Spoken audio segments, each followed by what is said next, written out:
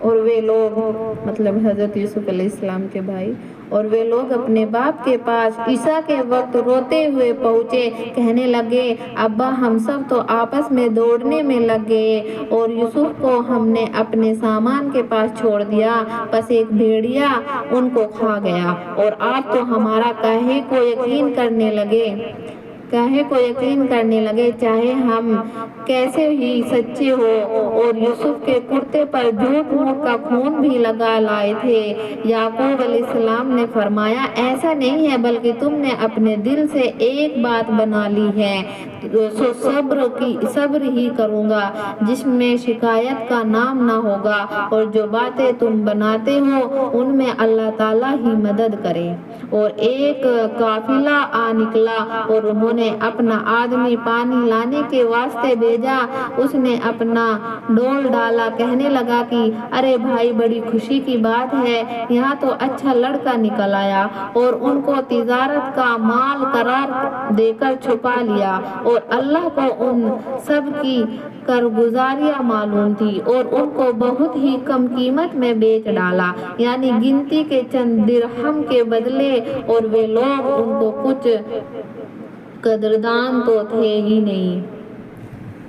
اور جس شخص نے مصر میں ان کو خریدا تھا اس نے اپنی بیوی سے کہا کہ اس کو خاطر میں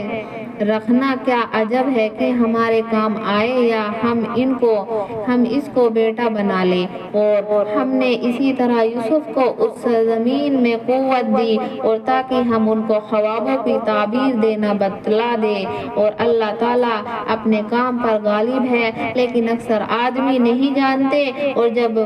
اپنی جوانی کو پہنچے ہم نے ان کو حکمت اور علم عطا فرمایا، اور ہم نیک لوگوں کو اسی طرح بدلہ دیا کرتے ہیں۔ اور جس عورت کے گھر میں یوسف رہتے تھے وہ ان سے اپنا مطلب حاصل کرنے کو ان کو پھسلانے لگی اور سارے دروازے بند کر دیے اور کہنے لگی کہ آ جاؤ تم ہی سے کہتی ہوں۔ یوسف علیہ السلام نے کہا یہ تو بھاری گناہ ہے، اللہ بچائے۔ دوسرے وہ میرا پالنے پرورش کرنے والا ہے، مجھ کو کیسی اچھی طرح رکھا، ایسے حق فراموش کو فلاح نہیں ہوا کرتی۔